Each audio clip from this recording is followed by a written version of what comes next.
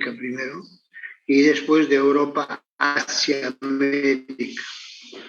Entonces, gracias también a la colonización, a esa colonización que todos los países europeos, después del descubrimiento de América, se lanzan, bueno, mucho más antes se lanzaron frente al Mediterráneo, pero siempre tenía esa tendencia a expandirse, a conquistar, en busca de nuevos recursos, en busca de oro y plata fundamentalmente, ¿no?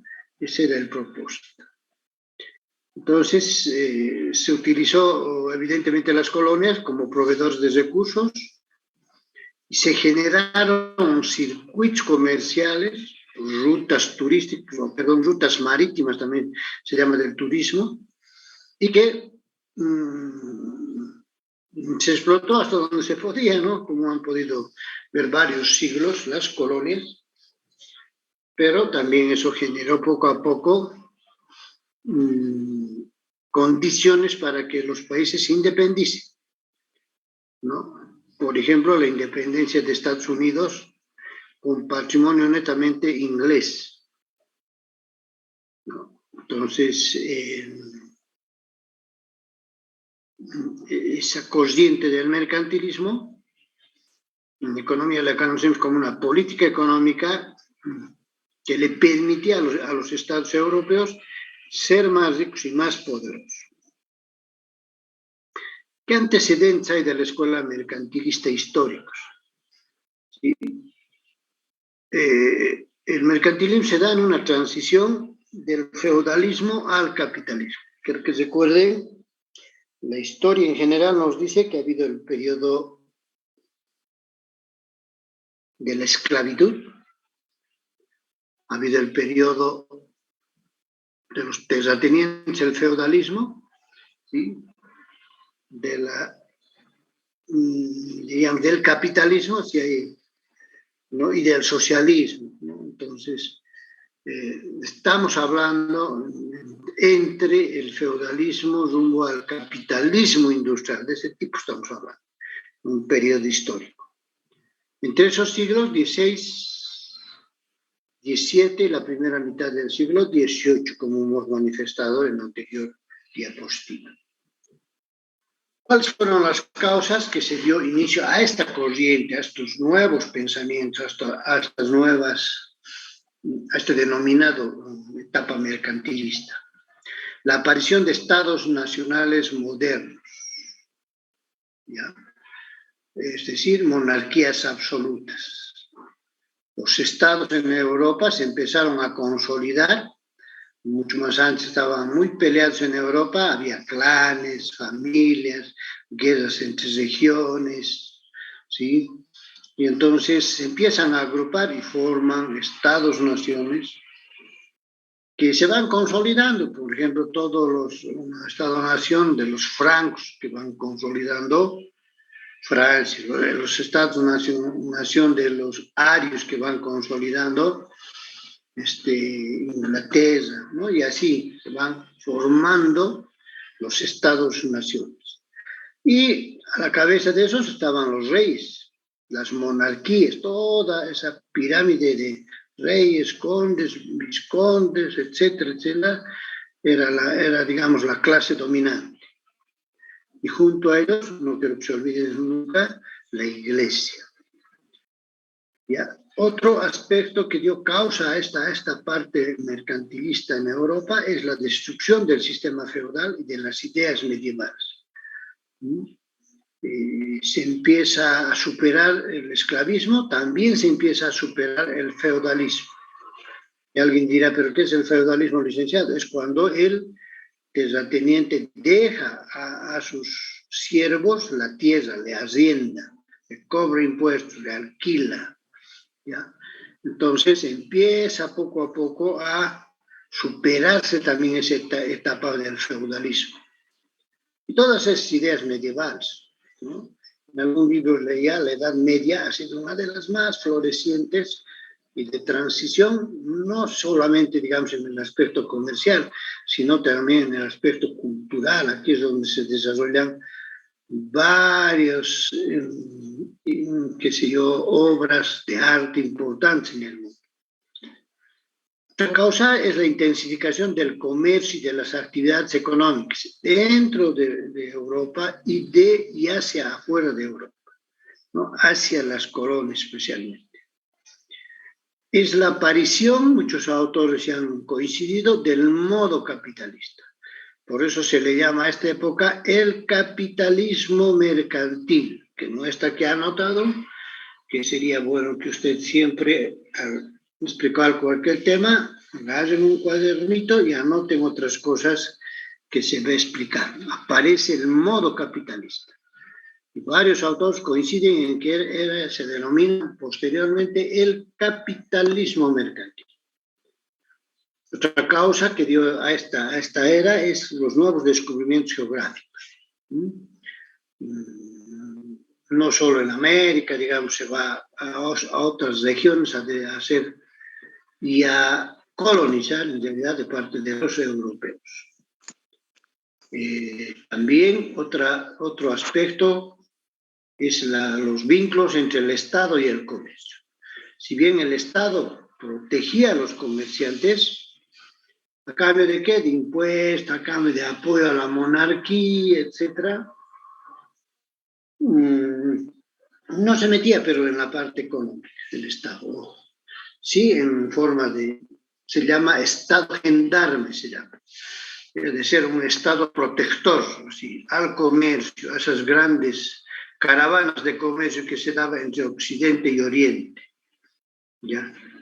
Que después esas experiencias de comercio les sirve en las cruzadas, que se han denominado las cruzadas por la religión. También otra causa ha sido el desarrollo de una economía monetaria y del capital. ¿Sí? En esta época también aparece la moneda. ¿Cómo se llama?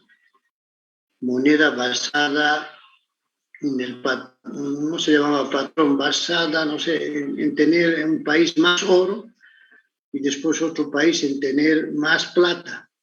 Se llama época del monometalismo y del bimetalismo, se llama, cuando aparece ya monedas de oro y monedas de plata.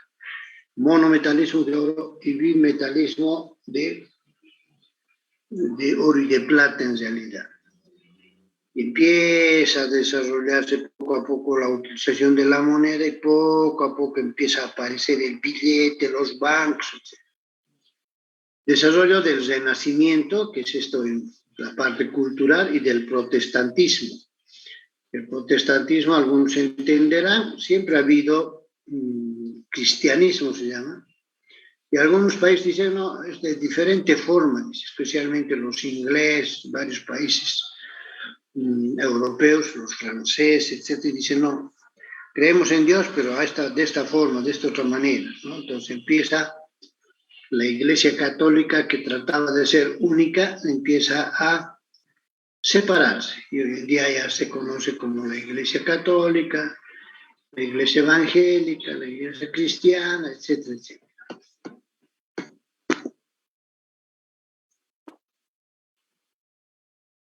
En ese acontecer aparecen diferentes, si quieren, formas, expresiones de mercantilismo. En esta diapositiva vamos a ver las primeras formas, expresiones diferentes, unos de ellos con sus propias características, no eran tan diferentes, tenían algo común, era el comercio y acumulación de oro y plata, de izquierda se llama, pero veamos el mercantilismo español. Era caracterizada por ser acumulativo y defensor de los metales preciosos. Cuando hablo de metales preciosos, gracias a sus colonias chicas que encontraron en América, han saqueado, han llevado, palabras sencillas, oro, después plata, ¿no? ¿Qué autores destacan y escriben mucho sobre el mercantilismo español? Es Juan de Mariana, que ha escrito el Tratado y Discurso sobre la moneda de vellón. No vamos a ver las obras, ¿entienden? Solamente vamos a mencionar quiénes eran los mercantilistas españoles más destacados de esa época, que escribieron además algo. Luis Ortiz escribió una obra, Memorial al Rey, para que no salga dinero de estos reinos de España, y Memorial al Rey para prohibir las salidas de oro. Otro español, Jerónimo de Ustaris, Teoría y Práctica del Comercio. Entonces, jóvenes, empieza a aparecer obras donde hablan de actividades económicas, empiezan a desarrollar las bases de lo que más adelante se forma nuestra ciencia, que se llama economía. En nuestras universidades se llama economía política, en la nuestra se llama introducción a la economía.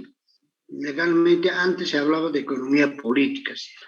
Lógicamente los términos van cambiando en el tiempo. El mercantilismo francés estaba caracterizado por el fomento a la industria, ¿no? No era como el español, fíjense, acumulaban porque tenían colonias ricas, digamos. En cambio, los franceses sí también pensaban igual, pero también empiezan a desarrollar industria básica, especialmente sobre la base de la agricultura. Ellos hasta hoy en día son grandes productores de vino. Entonces empiezan a desarrollar esa industria manufacturera, no solo en vino, ¿no?, sino en varias otras cosas. Destaca Jean Bodino, que escribe La República, y después trata a los personajes del señor de Malestroit acerca de las monedas y el encarecimiento de todo. Este Malestroit ha sido un personaje notable en Francia. Antonio de Montaigne, El principio de la espacialidad productiva, que escribe. También, por el otro lado, en otros países, el mercantilismo inglés, ¿no?, que cómo estaba caracterizado, apoyaba la industria. En realidad, los ingleses han desarrollado bastante la industria y después han desarrollado la minería, ¿no? Y estos, cómo es que desarrollaban sus actividades en base al comercio marítimo. Ellos, desde antes hasta hoy en día, si algunos han escuchado alguna vez, son, se podría decir, los más expertos en comercio, transporte marítimo internacional, así son, desde antes. ¿Quiénes destacan dentro del mercantilismo inglés? Thomas More, William Petty. Thomas More escribió un libro, Discursos del Comercio de Inglaterra con las Indias Orientales. Otro libro, La riqueza de Inglaterra por el comercio exterior. Este autor sintetiza el pensamiento mercantilista, concibe al capital como parte de la riqueza que adopta la forma de dinero para obtener un excedente. Dice que el capital bien utilizado permite obtener una balanza comercial favorable. Ojo, empiezan a hablar de algunos conceptos económicos que conocemos, ¿sí? ¿No? A ver, cuando hablamos de balanza comercial, jóvenes, ¿de qué estamos hablando?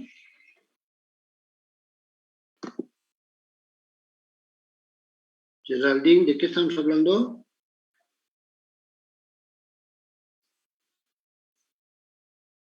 ¿Está o siguen durmiendo? Hola.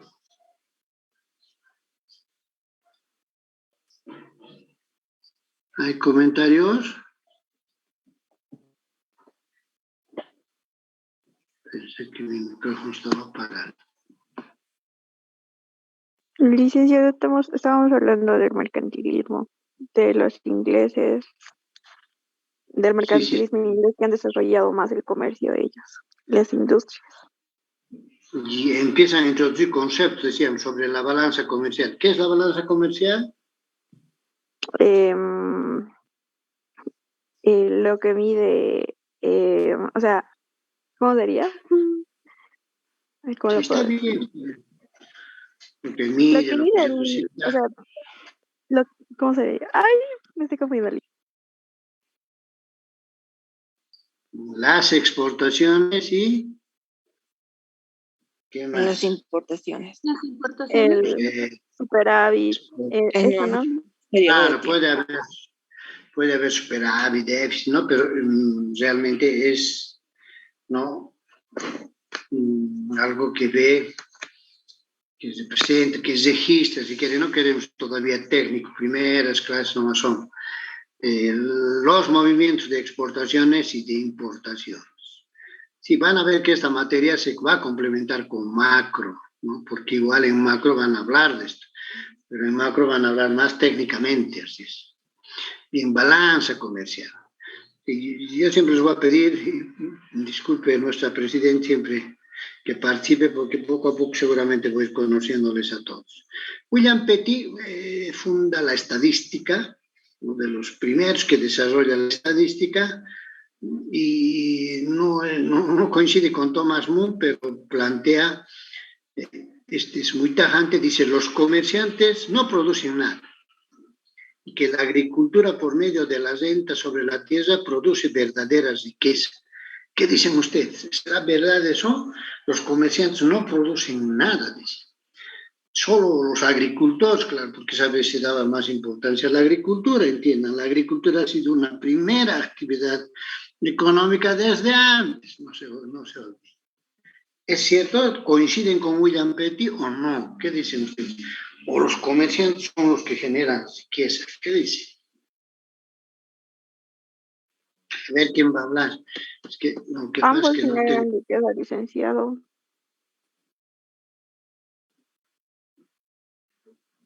¿Producen o no producen riqueza los comerciantes? Primero iremos por eso. ¿Sí o no? Riqueza. Sí producen riqueza, licenciado. Ya. ¿Y los agricultores producen o no producen riqueza?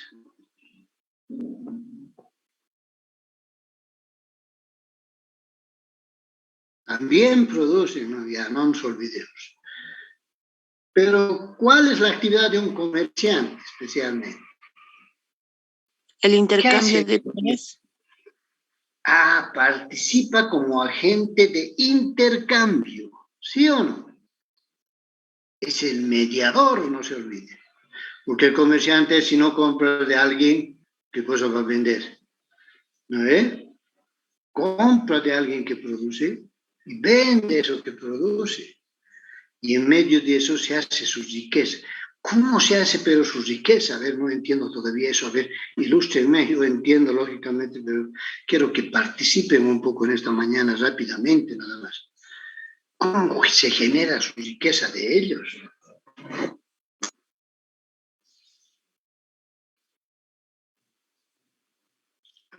Supongamos que compra tela, ¿sí? Un rollo de tela compra, qué sé yo, le pondremos un precio, en 100 bolivianos el rollo. ¿En cuánto vende?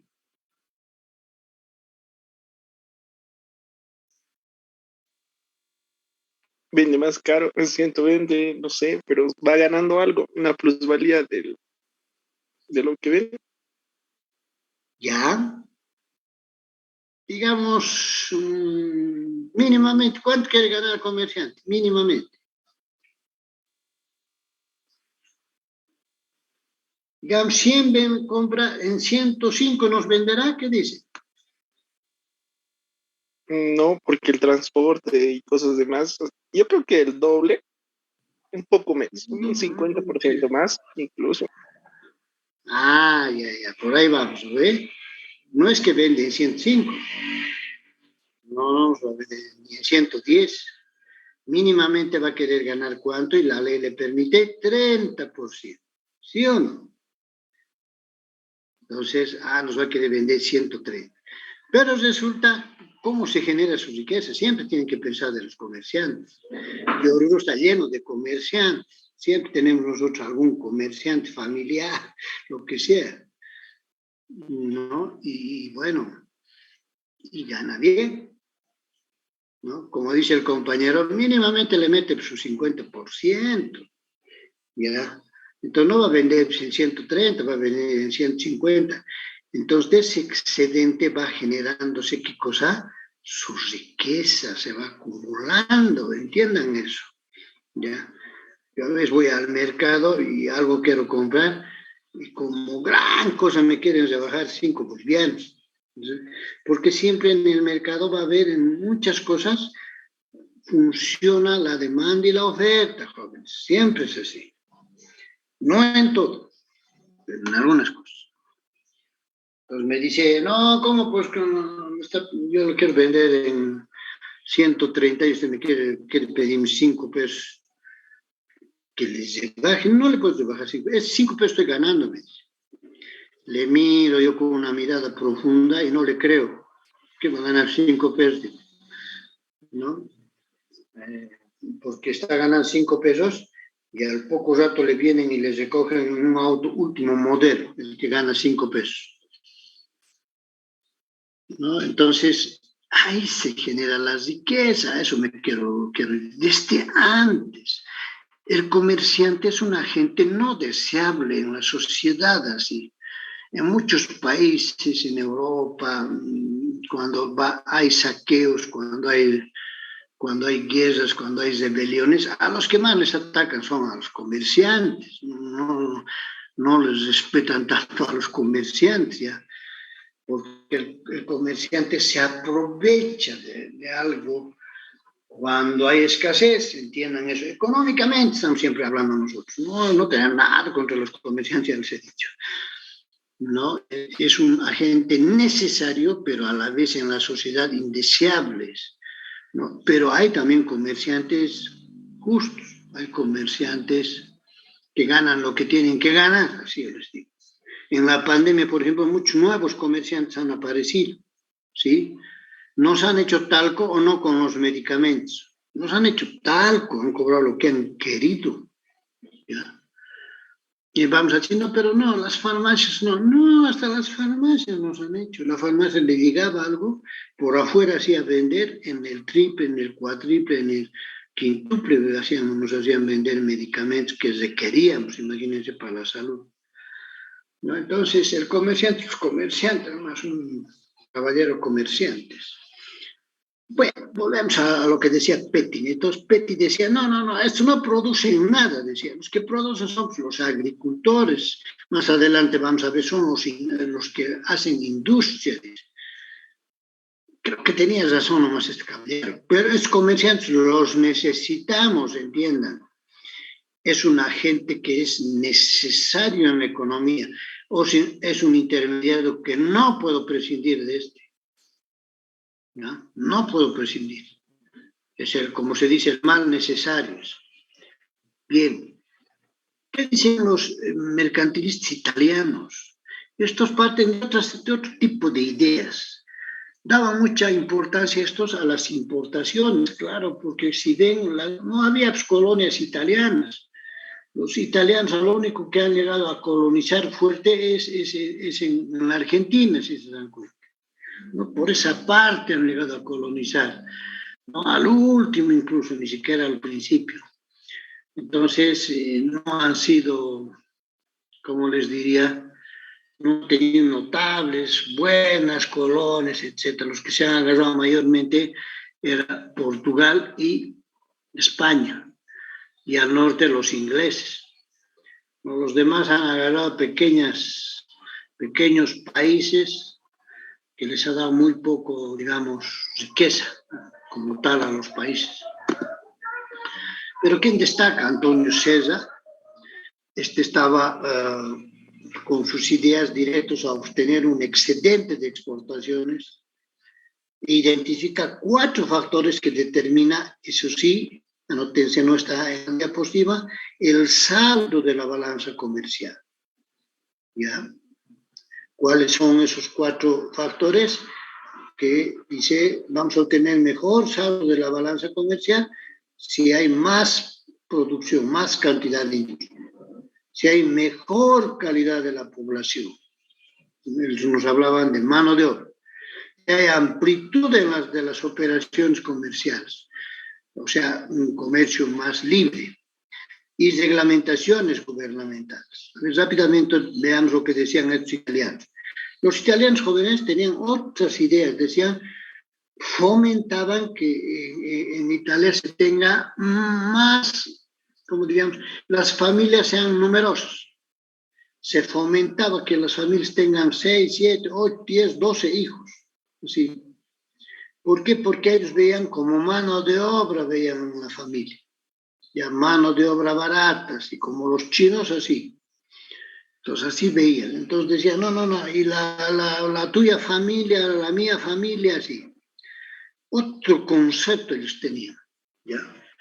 Y entonces en el mercantilismo italiano esa era su característica. Otro autor, Juan Botero, que defendía el poblacionismo. Otra vuelta decía, los países van a ser más fuertes, más grandes si tienen población, pero no cualquier cantidad de población, sino población cada vez más calificada.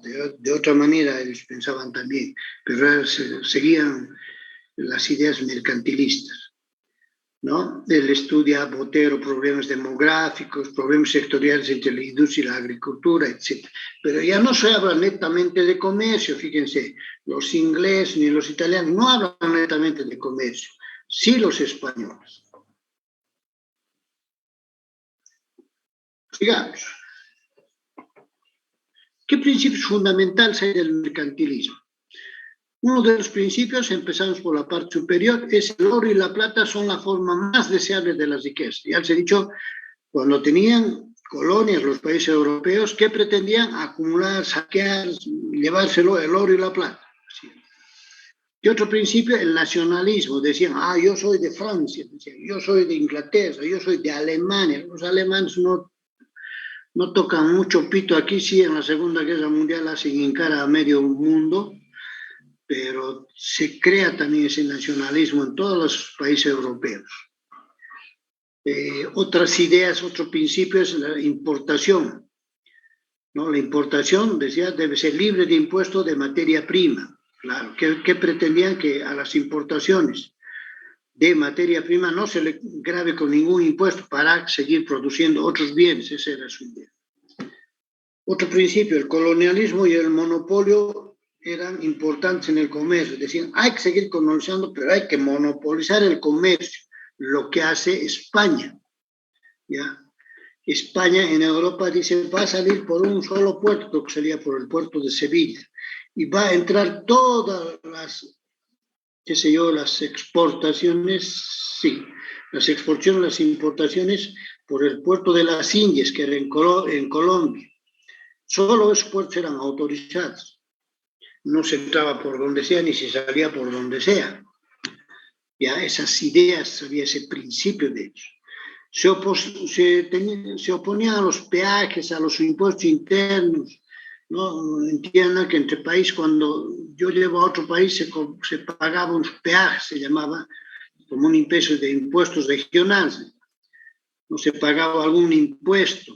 ¿Ya? En Francia se ve eso, el impuesto al vino, por ejemplo, cuando se llevaba el vino de una región a otra región. Entonces había a veces restricciones, eso restringe, decía, se oponían a eso, restringe el comercio, decía. Otro aspecto también era un poderoso gobierno central. Nuestro gobierno, nuestro rey, ¿no? Tiene que ser poderoso, decía. Importancia de una población grande que trabajaba arduamente. Bien. Si me dan un minuto, por favor, jóvenes, por favor.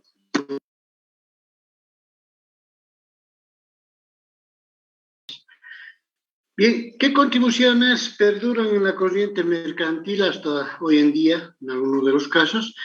Es que la escuela mercantilista llevó a la humanidad a experimentar cambios drásticos respecto al comercio mundial. Y se desarrolló las bases de una empresa privada con iniciativa y empieza. Para el comercio, jóvenes, no se olviden que alguien tenía que producir para vender, ¿no? Bienes y servicios en otro país, especialmente bienes, ¿no? Entonces, y ese mercantilismo se extendió por todo el mundo. También, hasta hoy en día, en el comercio internacional se toma estas bases del mercantilismo, especialmente en el comercio internacional. El mercantilismo, dejó contribuciones para cambiar, mostrar la importancia del comercio internacional. ese comercio que hoy en día es el motor también del crecimiento y del desarrollo de otras naciones. Al desarrollar conceptos básicos de balanza comercial, también se desarrolló las bases para la balanza de pagos. Este tema de la balanza de pagos van a ver en macroeconomía. Dentro de la balanza de pagos está la balanza comercial. Es un poco más complejo la balanza de pagos. Eso les dejo para macroeconomía. Contribuciones que se dio, que siguen durando, es que aporta al desarrollo económico. ¿Qué quiero decir con eso?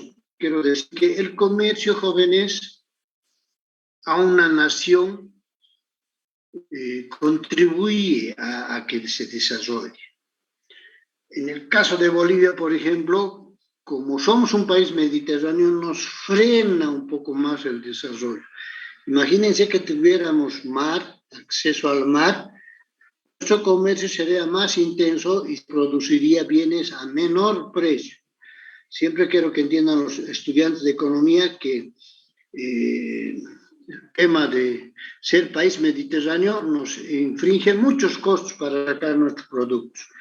Tenemos que hacer más esfuerzo para sacar productos al exterior, no es tan fácil, ¿no? Tenemos que bajar bastante costos, ¿no? Para ser competitivos en mercados externos. Eso es complicado, dense cuenta. Por eso es que nuestro desarrollo, nuestro crecimiento boliviano es limitado, ¿no? Y a veces nuestros gobernantes nos dicen que somos un país una maravilla, la Suiza de América, no sé qué tonterías nos habla. No es así, jóvenes. Tenemos limitaciones, estamos avanzando, pero estamos avanzando muy lentamente. Tenemos, otra cosa sería que tuviéramos entrada al mar. No sé qué vamos a hacer, tenemos que comprarnos, pelearnos con alguien, no sé qué tenemos que hacer para tener una salida al mar. No sé qué vamos a hacer. Siempre nos va a frenar a nuestro desarrollo. Influencia positiva a favor del comerciante, ¿no? Eso hasta hoy en día, ¿no? Sabemos que el comerciante es un agente económico no muy bien recibido en la sociedad, pero es un agente que lo necesitamos desde antes hasta hoy en día.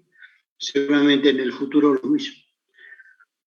También otro aspecto importante es que ha contribuido a que la economía promover el nacionalismo. Eso es algo que se ha quedado en todas las naciones. En Bolivia hemos tenido peleas entre regiones, pero creo que estos últimos años ya hemos mejorado en ese aspecto y a todos nos sentimos, creo que, felices de ser bolivianos y no de decir somos del occidente, somos de Colla, somos Camps, tenemos nuestras diferencias, pero creo que es mejor ir a andar en este mundo juntos que ir muy separados. Ese es el nacionalismo de los países. Thomas Moore, que habíamos hablado, veamos brevemente su biografía. Thomas Moore nació en Londres, ¿sí? Era un inglés, un mercader afortunado, ¿sí? Fue uno de los pensadores del mercantilismo importantes, ¿sí? Nos habla del crecimiento de las riquezas nacionales, algunos estudios, no diríamos primeros, algunos estudios hace, y que él habla de que el oro era la riqueza principal, sí, se admite eso, pero también existen otras fuentes de riqueza, y más adelante demuestra, ¿no?, que otra fuente de riqueza, hoy en día con ustedes vamos a quedar, no solo es el comercio, es una forma de acumular riqueza, pero no es la más importante, también es la minería, también es la industria, también es, qué sé yo, los hidrocarburos y otros sectores. Antonio Sierra, su biografía nos dice que este era un economista napolitano. Yo no sé por qué le ponen un economista, porque estos eran no había en esa época economistas, pero bueno, algunos autores les bautizan como economistas. Respetaremos nomás lo que dicen los autores. Yo no estoy muy de acuerdo, para mí eran personajes notables nada más, que se ocupan de la economía, sí, algunos que se ocupan, como este señor, y que, bueno, aporta con varias obras, ¿no? Y es importante esto, por ejemplo, empieza a desarrollar aspectos básicos de balanza de pagos, nos habla de bienes visibles, bienes invisibles, que es el contrabando. Este es uno de los primeros que empieza a hablar ya de esos términos que en otra materia van a ver también. Y nos da algunos lineamientos para incentivar las exportaciones. Juan Bodino, francés, este señor, sí. Bodino fue un mercantilista partidario de un sistema de protección estatal por la industria nacional. Creo que eso es algo bueno. Hasta hoy en día deberíamos proteger siempre nuestra industria nacional, no dejar que cualquier producto entre a los países. Esas ideas vienen de este francés. También nos habla de la teoría cuantitativa de la moneda, que van a ver también en macroeconomía. Una primera de las teorías de la moneda, en realidad. Nos habla de inflación. Empieza a hacer aportes sueltos de aspectos económicos, pero importantes. Jean-Baptiste Colbert, otro francés, ¿sí? Que ha llegado a ser ministro de Francia, de Hacienda, se ocupó de esos asuntos económicos y estuvo en un esplendor en Francia, en la Francia dorada se llama, como ministro de Hacienda, que introdujo impuestos directos e indirectos en la economía de Francia.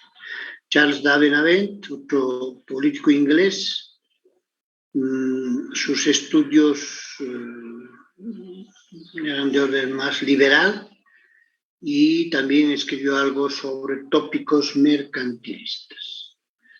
Y finalmente el modelo mercantilista, jóvenes, este modelo mercantilista que les hablaba al principio de esta clase, donde les decía que se intenta hacer algunas funciones que expliquen la producción mercantil.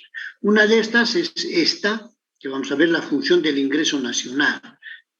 Según los mercantilistas, las actividades estratégicas de toda economía las detentan la industria y el comercio, en especial el exterior, que permite a los demás sectores y que al cabo se tiene riqueza nacional.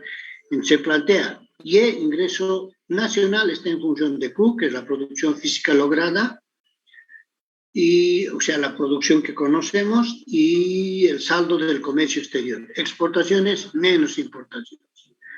Otro va haciendo una serie de funciones, van mostrando una serie de funciones escalonadas y unas dependientes de las otras. Q, dice, esta Q está en función de N, que es N, la población.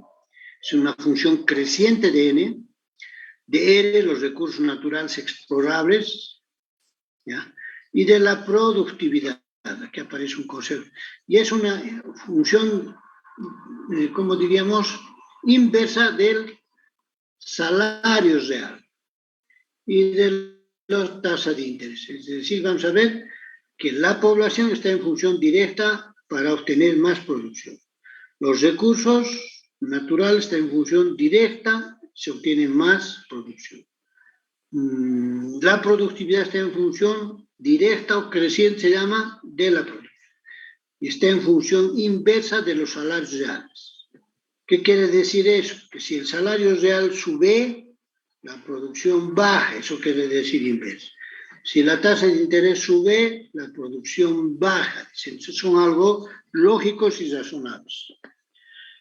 Las exportaciones están en función de Q, de la producción física, de los precios nacionales sobre los precios, como de los precios extranjeros, PM, el precio de importación, y PN, los precios nacionales. La función de importación está en función de Q es la producción, otra vuelta la relación PM-PN, y de las barreras aduaneras. ¿En qué función se estarían las barreras aduaneras? En función inversa. Salario real está en función del salario nominal. Van a ver en macro también, se ve ¿Qué es el salario nominal? ¿Qué es el salario real? Como ya deben estar viendo, ¿qué es el PIB nominal? ¿Qué es el PIB real? Esos conceptos también se utilizan aquí. Dice que el salario real está en función del salario nominal, está en función de la población y está en función decreciente inversa, quiere decir, de los precios. La función del nivel de precios nacionales está en función del salario nominal y de la productividad, inversa de la productividad. La función de inversión está en función de las exportaciones menos importaciones y del tipo de interés. Más exporto, importo, estos dos juntos van en esta función. Hay una más exporto, importo, más inversión. Sube la tasa de interés, baja la inversión, inversa es esto. La función de oferta monetaria, MS, oferta monetaria, está en función de las exportaciones, importaciones. Más exporto, importo, necesito más dinero en la economía. El tipo de interés está en función de la demanda de dinero líquido, aquí, en función de la oferta de dinero y en función del ahorro, ¿no? Directo, entonces, inversa de la oferta monetaria y de la función de ahorro, en función del ingreso nacional y del tipo de interés. Finalmente, la demanda de liquidez monetaria ya está en función de Q, de la producción física, y la preferencia de las personas que tengan dinero líquido. No sé en qué parte estarán en macro, pero van a llevar en mercados de dinero, van a llevar 3 tipos de dinero, ¿no? Demandas de dinero por transacciones, precautóricos, y hay un poquito más vamos a entender esto. Bien, con eso terminamos, jóvenes. ¿Sí?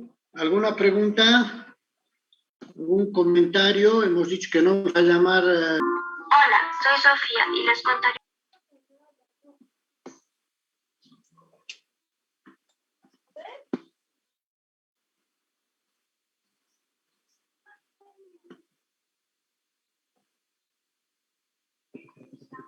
¿Se escucha ahora? ¿Se ve?